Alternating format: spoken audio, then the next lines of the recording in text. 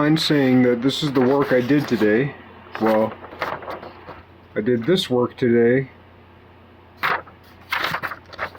and that was coupled with this work today, which all had to do with this object. What it specifically had to do with this object is the space between here and here, which is the same as the space from, where's K? A,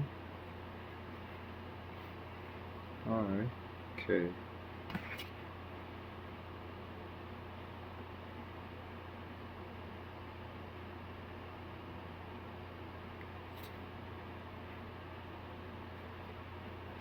Not sure if that's right. Certainly from here to here.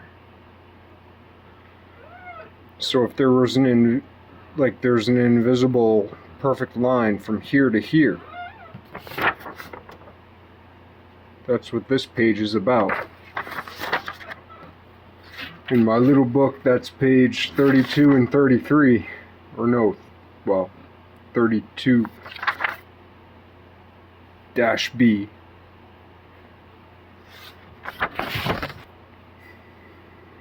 Has to do with this object? Where's my other one?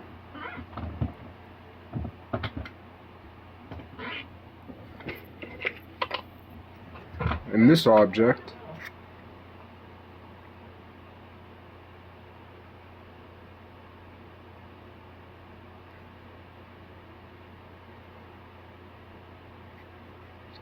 the heart of Natalia, the heart of Nathan, the heart of Natalia. Dun, dun, dun, dun. Dun, dun, dun, dun, dun.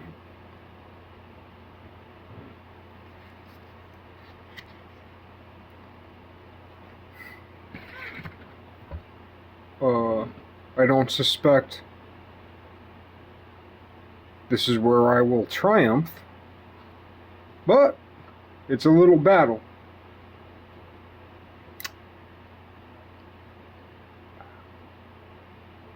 There are two different ways to lose a battle. One way to lose a battle is to fight and lose. The other way to fight a battle is to forfeit and lose. Most of the time, it makes sense to fight and lose.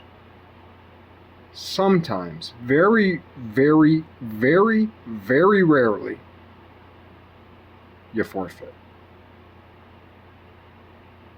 Most forfeitures, most people who forfeit should have fought and lost, and they'd be better off, because that would have built resolve. Maybe. I don't know. Is there a way to talk about that? Is there a way to philosophize about that? Is there a way to argue about that? I suspect so. So, today I may lose, but I'm not forfeiting today.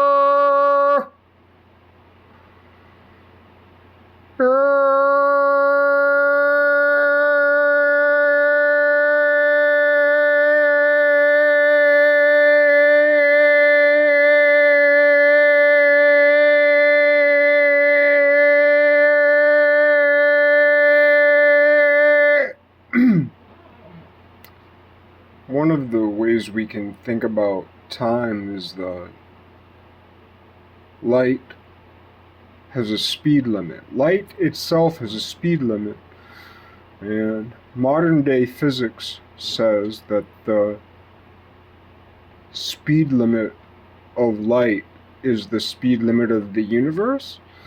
You could say that because in the modern day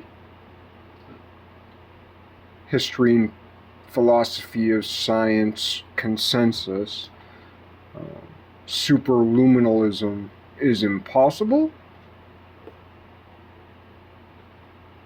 I might argue that Super-Luminalism is mandatory and compensatory. Take that. How would you refute me?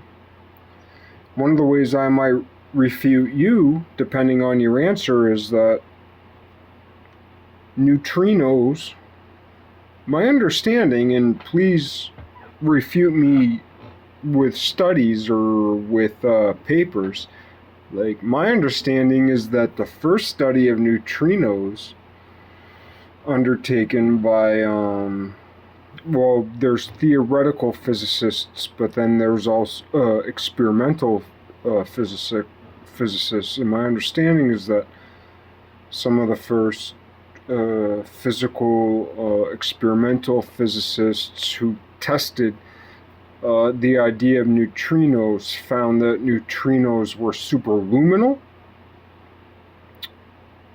This was very problematic.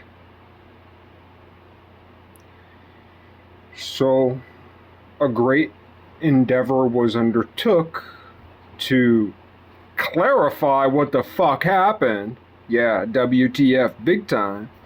Superluminal neutrinos? No.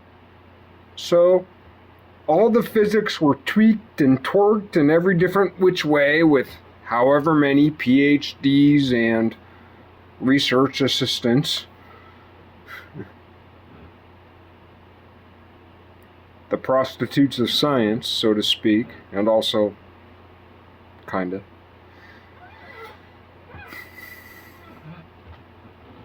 But you gotta get by, so it's not a judgment, it's just observation. And all of a sudden neutrinos became not superluminal, but still super-relativistic. So with all the tweakings of the machinations of academia, of scientific academia, with all of their machinations, the best they could do was to squeeze the measurement, the scientific, physical measurement of neutrinos, right? The first measurement was superluminal, above the speed of light. Well, they couldn't have that. So they stuffed it down so that it wasn't above the speed of light, but it was still above the resolution of Einsteinian relativism.